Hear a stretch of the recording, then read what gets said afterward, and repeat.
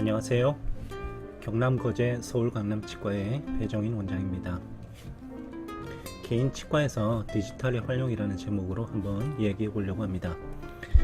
비교적 최근에 제가 장비를 구매하면서 했던 많은 고민들, 그리고 그 고민들이 어떻게 해결되고 또한 어떤 결과를 나타내고 있는지, 이런 것들이 디지털에 입문하고자 하는 원장님들께는 좋은 참고가 될 거라 생각해서 제 경험을 공유하고자 합니다.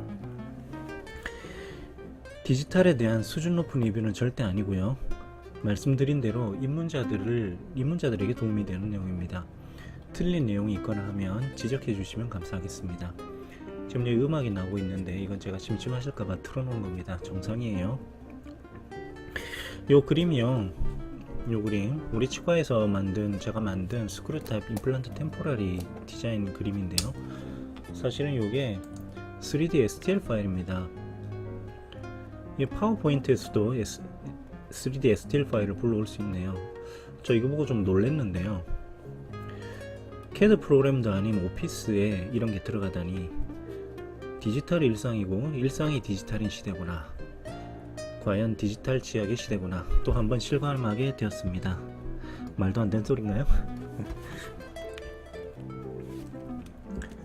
자, 요즘은 정말 많은 사람들이 디지털 치과에 대해서 얘기합니다.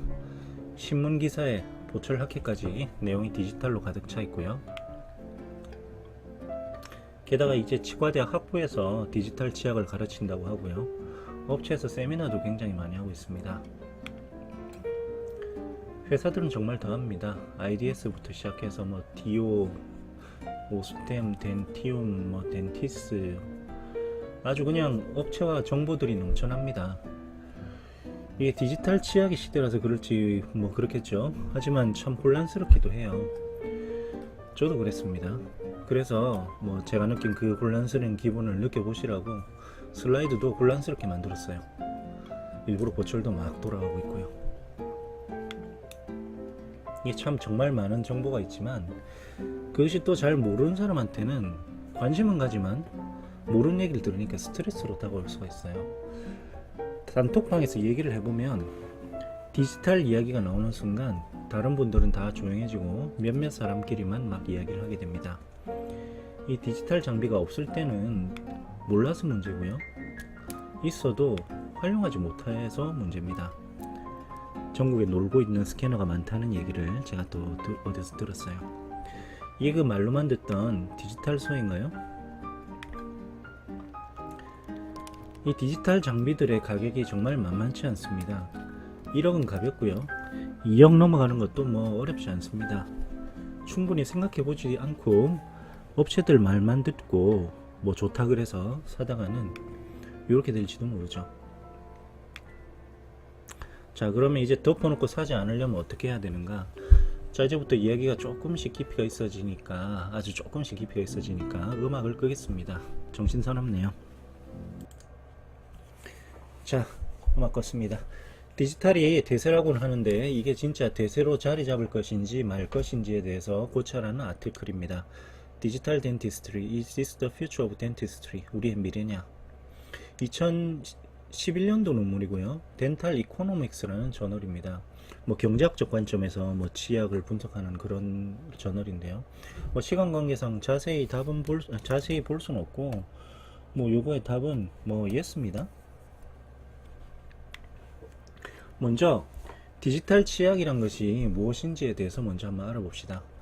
자, 여기 디지털 치약이라는 것이 애니 덴탈 기술이나 장비, 어떤 거? 디지털이거나 컴퓨터에 의해서 컨트롤되는 모든 기술이나 장비다.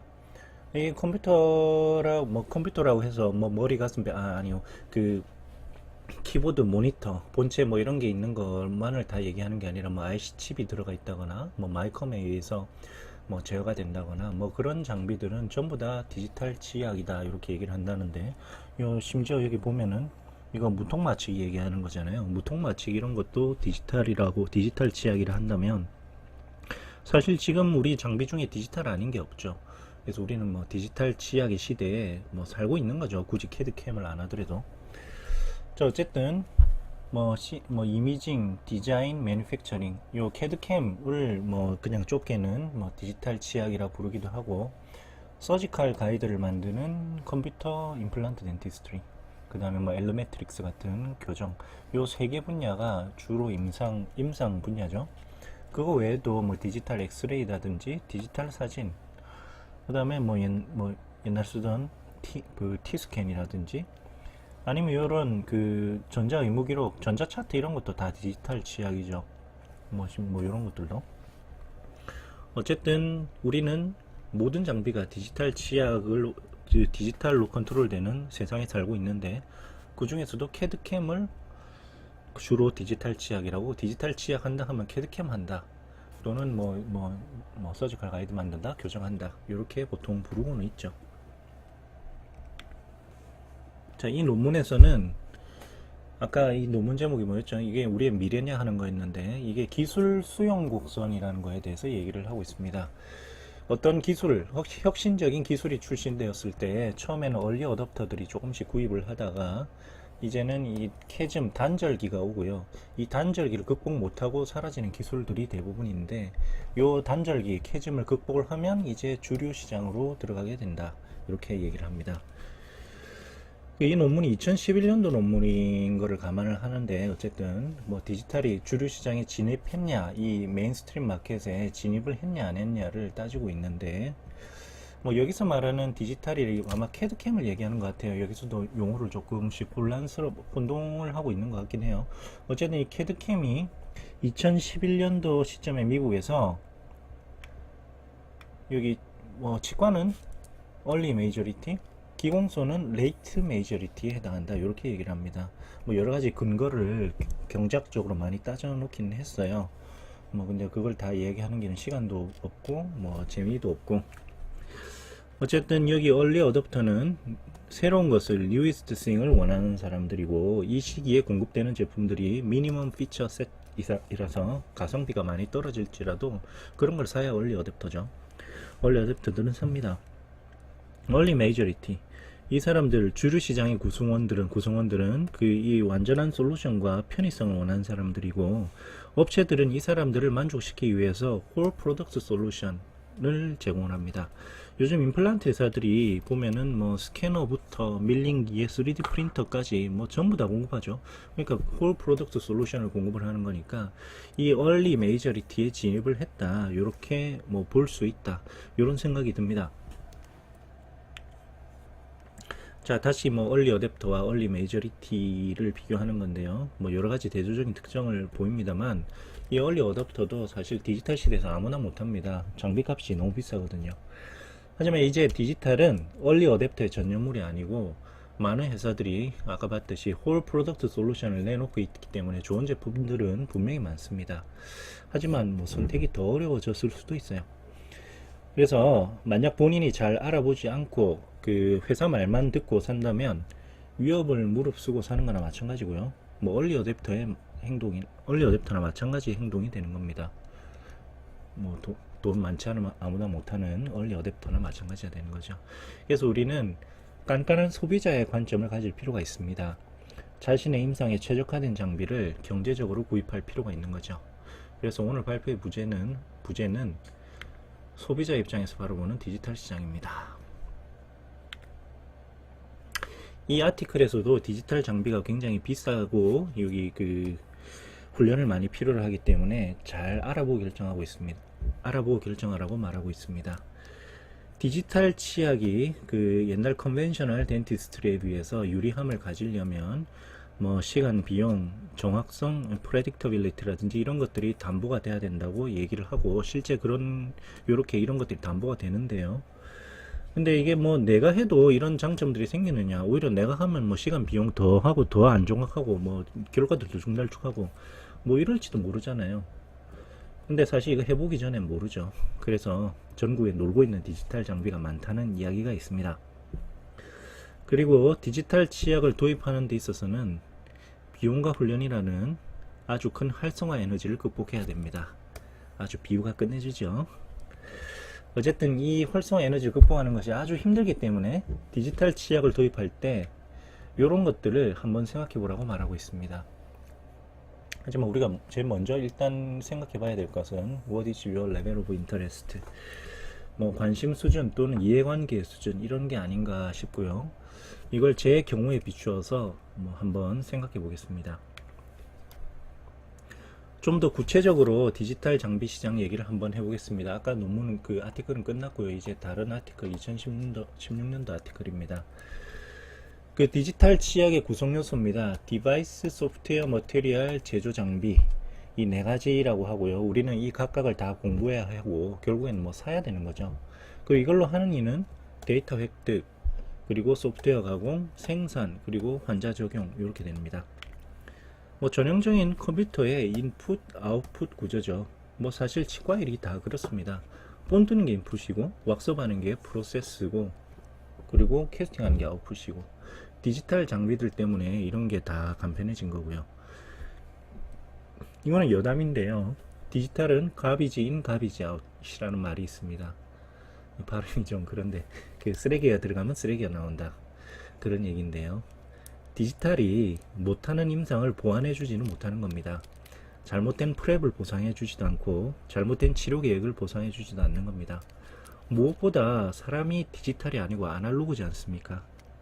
하지만 매트릭스가 출동한다면 죄송합니다. 쓸데없는 소리 안 하겠습니다. 하여간 디지털 도입하는 것도 좋지만 아날로그적인 정통적 치약부 지식부터 열심히 공부하자는 말이 하고 싶었습니다. 어쨌든 지금 요 얘기를 좀 더 임상을 하는 입장에서 해석을 해보면은 구강 스캐너로 데이터 취득하고 컴퓨터로 데이터 처리를 합니다.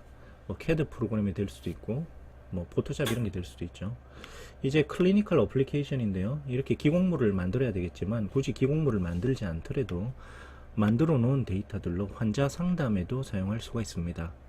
그리고 디지털 데이터는 뭐 재사용 가능하다든지 아니면 컨트롤 Z 눌러서 언두 한다든지 아니면은 가상화해서 시뮬레이션 한다든지 그걸 끊임없이 할 수 있다든지 이런 디지털의 특징적인 속성들을 가지고 있기 때문에 무수히 많은 시너지 효과를 만들어낼 수가 있습니다. 이 발표의 그 나머지 부분에 대해서는 이 세 가지 측면에 대해서 제가 어떻게 하고 있는지 활용 예를 보여드리도록 하겠습니다. 그리고 또한 우리는 디지털로 이런 행위들 가운데서 이런 행위들 중에서 어떤 것까지 할 것인지 목표를 정해야 됩니다. 뭐 어려운 얘기 같지만 스캐너만 살지 밀링 머신도 살지 3D 프린터도 살지 이런 거를 고민을 한번 해봐야 된다는 거죠. 뭐 방금 보여드린 거는 디지털로 하는 구체적 행위였고요. 요거는 뭐 디지털로 하는 주된 임상, 뭐 교정, 수복, 임플란트 이렇게 된다 하는 얘기고요. 자, 그런데 제가 뭐 조금 얘기를 하다 뭐 아까도 나온 얘기인데 STL이 뭐냐, STL 파일이 뭐냐 이걸 좀 알고 와야 될 건데 STL이 뭡니까? OTL은 죄송합니다. 어쨌든 이 STL은 요 스테레오 리소그래피의 약자인데요. 이 STL에 맞춘 뭐 다른 약자들도 많아요.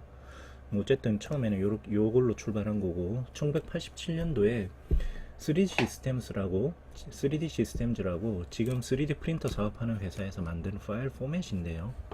이거 한번 봅시다. 일단 자, 이건 3shape 3D 뷰라고 해서 3차원 파일을 열 수 있는 가벼운 프로그램입니다. 필요하면 제가 메일로 보내드릴게요. 이 파일들을 몇 개 보시면 이 확장자가 DCM인 파일이 있고 STL인 파일이 있습니다. 확장자가 뭔지는 아시죠? 예. 어쨌든 이 로어조 스캔이라는 DCM 파일을 이렇게 열어보면은 이거 트리오스로 스캔한 데이터입니다. 데이터가 뭐 당연히 디지털이니까 파일로 저장이 되겠죠. 이 똑같은 거를 로어조 스캔을 STL로 열어보면은 똑같은 형상이지만 컬러 정보는 없습니다.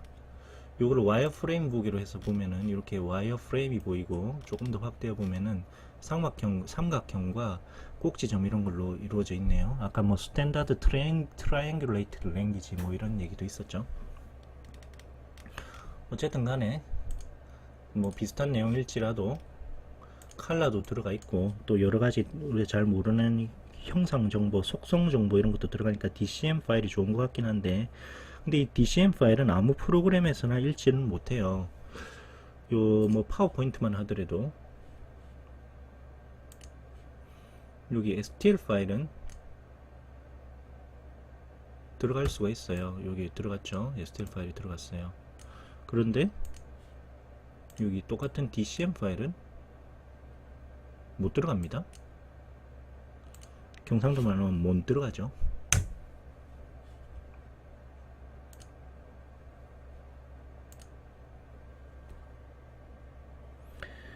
그리고 요 칼라 이거 DCM 파일은 같은 회사 프로그램인 덴탈 시스템에서만 사용할 수가 있습니다. 엑소캐드에서 사용할 수 있었다는 얘기를 들었는데 뭐 지금도 그런지 모르겠네요. 서지컬 가이드 같은 거 디자인 프로그램 쓸라 해도 이 스캔 파일이 필요한데요. 덴티크나 블루스카이 플랜 같은 그런 프로그램들은 DCM 파일 요거 못 읽습니다. 아까 파워포인트가 못 읽듯이. 물론 이 3쉐입이랑 3쉐입에서 같은 회사에서 나온 그 임플란트 스튜디오에서는 쓸 수가 있죠. 그래서 어쨌든 트리오스로 스캔을 했는데 이 회사 프로그램이 아닌 다른 프로그램에서 이걸 좀 쓰고 싶다 하면 DCM이 아니라 뭐 이 스캔한 다음에 그게 그 옵션이 있는데요. STL 파일로 이 스캔 파일을 이렇게 저장을 해야 됩니다. 왜 STL 파일 쓰는지 대충 감이 오시죠? 워드게이 PDF 이런 거랑 비슷한가요? 뭐 조금 더 보면은 요거 DCM은 어버트먼트인데 요 똑같은 STL은 어버트먼트는 어버트먼트인데 뭐 색깔이 없네요. 요거 뭐 어버트먼트의 색깔이 중요하겠냐만 요거는 그 SCRP 크라운이고요. 요 홀을 어떻게 표시를 하고 있네요. 홀에 대한 정보를 담고 있는데 이거는 뭐 정보 전혀 없죠.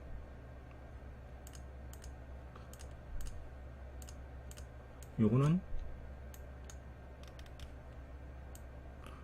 제가 좋아하는 스타워즈 우주선이고요. 요거는 아이고 우주 괴물이네요. 이게 구글에 가면은 이런 STL 파일들이 많이 돌아다닙니다. 자, 이건 이제 끄고요.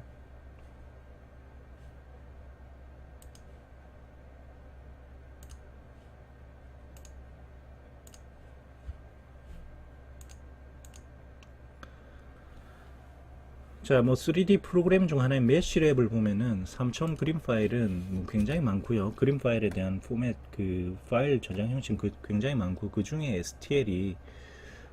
하나가 STL인 거죠. 뭐 때문인지 모르겠지만 캐드캠에서 STL을 표준 후한 파일처럼 사용하고 있는 거고요. 왜 그런지는 뭐 아시면 저한테 좀 알려주세요.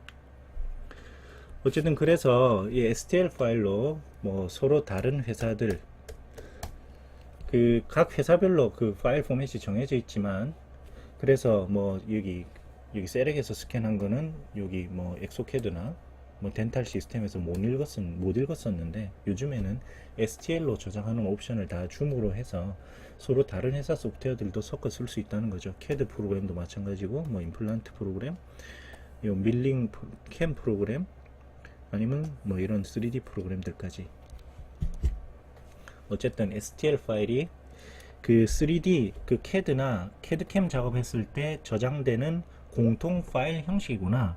그거 열어보면은 뭐 크라운이 들어있을 수도 있고 아니면 우주 괴물이 들어있을 수도 있고 하여튼 STL 파일이라는 말에 대해서 이젠 조금 그 낯설지 않게 들으셨으면 좋겠습니다.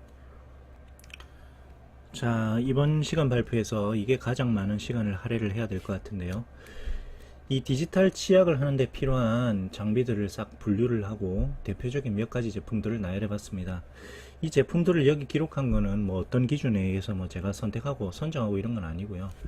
제품들을 카테고리화해서 설명을 하면은 이해하기가 좀 편하겠다 싶어서 이렇게 나열을 한 겁니다. 뭐 이렇게 다 이렇게 카테고리화해서 이해를 하면은 예를 들면은 뭐 돈을 엄청 들여서 회사에서 패키지를 샀는데 뭐 퍼니스가 없었다. 또는 뭐 캠 소프트웨어가 없었다 이런 어처구니 없는 거를 예방할 수 있겠죠. 제품들을 언급한다고 해서 혹시라도 오해가 없었으면 합니다. 이미징 장비입니다. 스캐너는 유명한 시로나 회사의 옴니캠 시리즈가 있고요. 또 그만큼 옴니캠 시리즈가 있고 또 그만큼 유명한 트리오스가 있습니다. 최근에는 국산 메디트가 출시돼서 좋은 반응을 얻고 있고요. 그 다음에 케어스트림이나 플랜메카 등등도 있습니다. 라바나 뭐 이런 것도 많이 있죠. 국산 메리트가 출시가 돼가지고 선전을 기대하고 있습니다만 현 시점에서 국내에서는 캐드캠 하는 입장이라면 현재로서는 세렉이냐 아니면은 트리오스냐, 이거 두 가지 중에서 고르는 것이 현실적입니다. 교정하시는 분들은 어떤가요? 이거 사실 이 세렉이냐 트리오스냐 이거 고르는 거는 단순히 스캐너를 고르는 것 이상의 의미가 있는데요. 향후 전개될 워크플로우 때문에 그렇습니다. 지금 저는 이거 타블렛을 쓰고 있는데요. 시로나는 독일 회사인데 여기 스캐너부터 뭐 디자인 프로그램 물론이고 임플란트 프로그램에 캠 소프트웨어, 밀링 머신에 여기 퍼니스까지 심지어 나스도 공급을 하는 걸로 알고 있는데요. 이 모든 스펙트럼에 있어서 제품을 공급을 하고 있고 3쉐입은 덴마크 회사인데요. 이 스캐너랑 디자인 프로그램, 임플란트 프로그램에 캠 소프트웨어까지 공급을 하고 나머지 여기 그 밀링 머신이나 뭐 이런 것들은 공급하지 않는 걸로 알고 있습니다. 어떻게 보면 시로나가 조금 더 홀 프로덕트 솔루션을 공급하는 거죠. 근데 뭐 그거보다도 인레이나 온레이나 라미네이트 등 글래스 세라믹류 요것들을 그 모델 프리로 진행을 하려면 세렉의 요런 MC나 MCXL 같은 요런 밀링 머신들이 현실적으로 뭐 유일한 대안이다 이렇게 평가를 받고 있습니다. 그런데 이 밀링 머신을 쓰려고 하면은 이 스캐너에서부터 이 그 디자인 프로그램들까지 모두를 전부 다 시로나 것만 써야 되던 그런 시절이 있었어요. 이게 세렉이나 인랩 이런 뭐 시로나 캐드캠 계열이 전부 다 클로즈드 시스템이라서 그런 거였죠. 근데 뭐 2014, 15년경 그 이후에는 뭐 컨넥이라 그래가지고 뭐 옴니캠에서도 STL 추출해내고 아까 STL 설명했죠. 그 다음에 인랩에서도 STL 받고 그 다음에 그 STL 만들어내고 하면서 이제 시로나가 클로즈 시스템이다 말하기는 좀 어려워졌긴 합니다만 하여간 다른 스캐너 뭐 트리오스나 이런 거 쓰면서 세렉의 요런 밀링기를 돌리기는 일단 쉽지는 않고 비용도 너무 많이 듭니다. 그러니까 인레이, 올레이 이런 글라스 세라믹 진료를 많이 하시는 분 같으면은 스캐너부터 옴니캠으로 쓰는 것이 현재로서는 자연스럽습니다.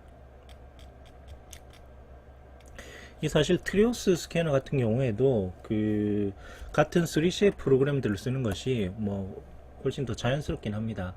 하지만은 뭐 그렇긴 해도 이 3쉐입 계열이나 엑소캐드 계열은 오픈 시스템이라 그래가지고요.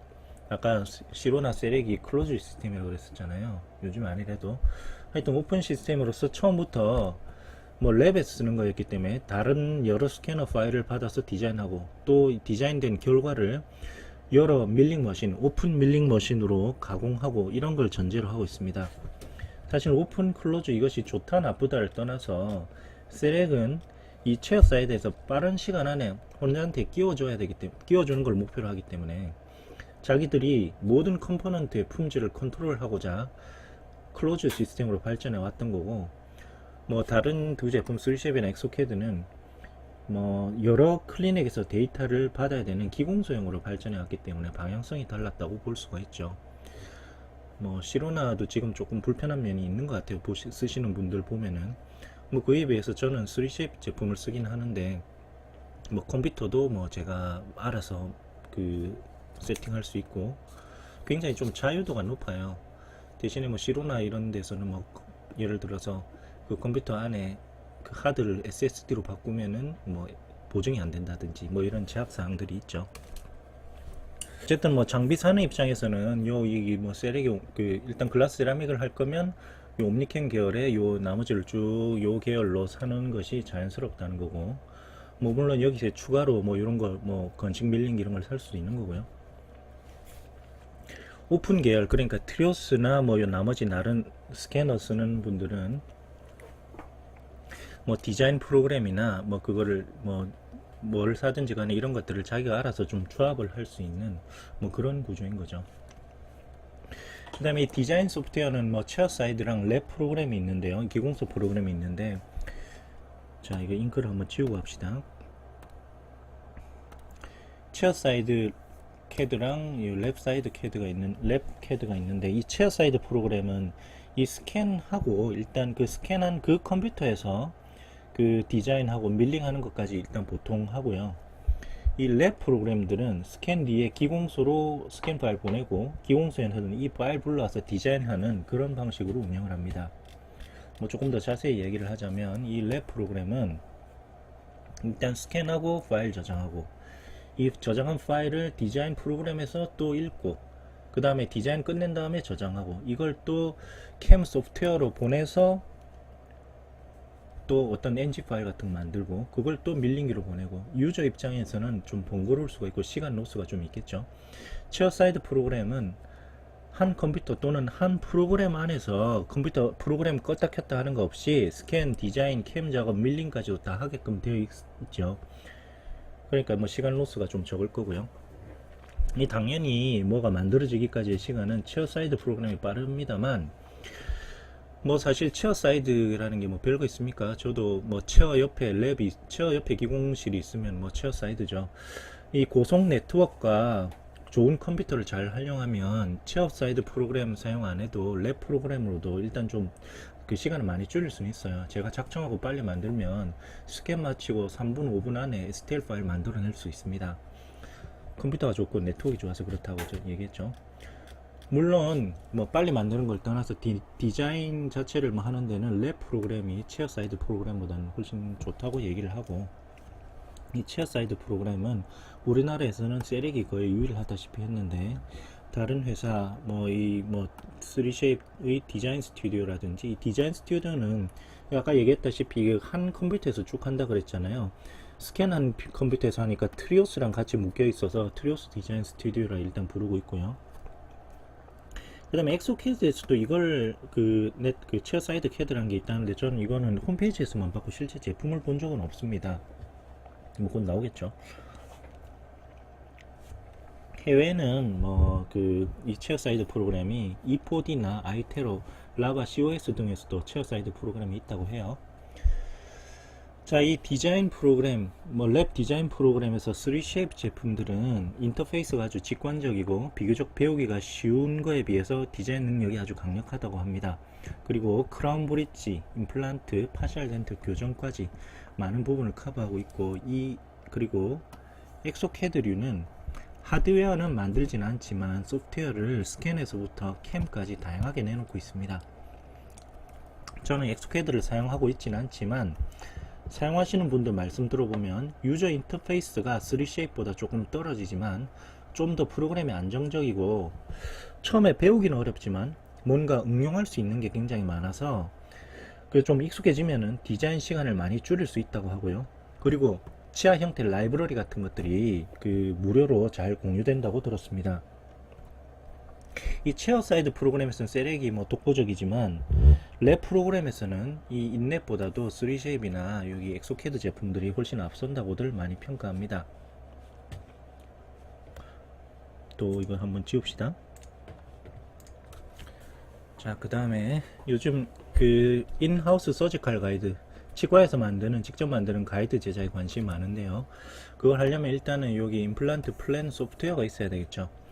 먼저 세렉 가이드는 시로나 CT 뿐만 아니라 시로나 스캐너까지 있어야 이 세렉 가이드를 쓸 수가 있습니다.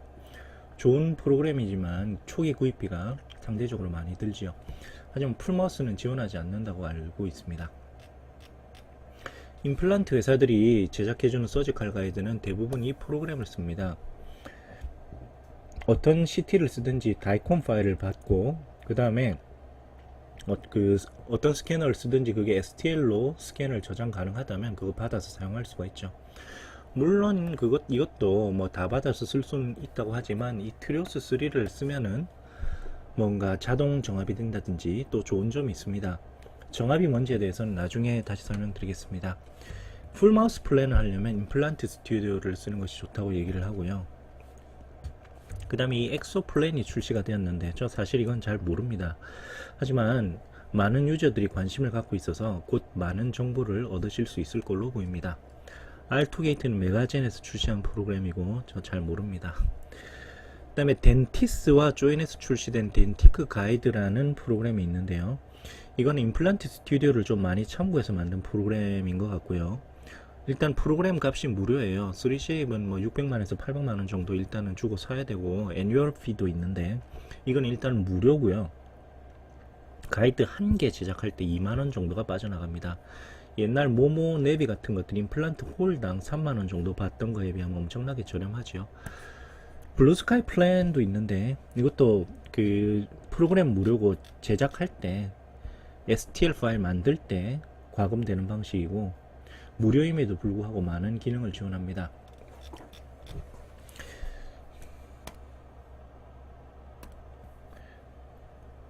자, 이 캠 하드웨어는 밀링 머신을 이야기하는 거고요. 캠 소프트웨어는 조금 더 하드웨어에 비해서 생소하실 수도 있는데 나중에 그림으로 좀 더 자세히 설명드리겠지만 뭐 여기서 간단히 설명드리자면 예를 들어서 우리가 템포라리를 레진 블록으로 손으로 깎는다고 생각을 해봅시다. 처음에는 뭐 덴처벌을 사용해 가지고 보호 속도 빨리 해서 전체적 외형을 깎습니다. 그리고 조금 세밀하게 하려면 작은 보로 바꾸고 속도도 좀 느리게 하고 뭐 그러죠. 그리고 사람에 따라서 처음에 교환면부터 깎고 그 다음에 축면, 그 다음에 마진 속도 순서로 깎을 수도 있고 그 반대가 될 수도 있죠. 사람은 이런 거 다 알아서 하지만 기계는 이런 과정을 일일이 지정을 해줘야 됩니다. 이 CAD에서 크라운을 만들고 나면은 그 결과물이 아까도 얘기한 이 크라운이 STL 파일이라는 걸로 .STL로 저장이 돼요. 근데 이거는 그림 뭐 표현이 너무 단순하지만 그림 파일이거든요. 이 형상을 밀링기로 정확하게 깎기 위해서는 이 깎는 방법을 컴퓨터가 이해할 수 있는 수치 데이터로 만드는 과정이 필요합니다. 이 수치 데이터로 만드는 과정을 파트 프로그램이라고 하고요.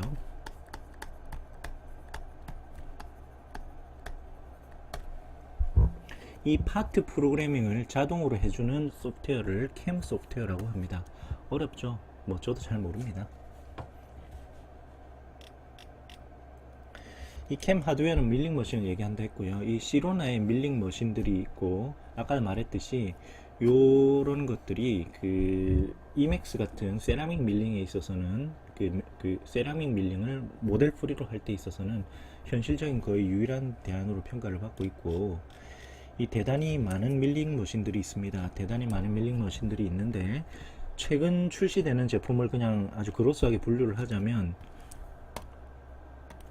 뭐 4축 습식, 5축 건식, 5축 건습식 겸용 이렇게 뭐 분류를 할 수가 있죠. 이 4축 습식은 주로 세라믹 밀링에 사용을 하고요.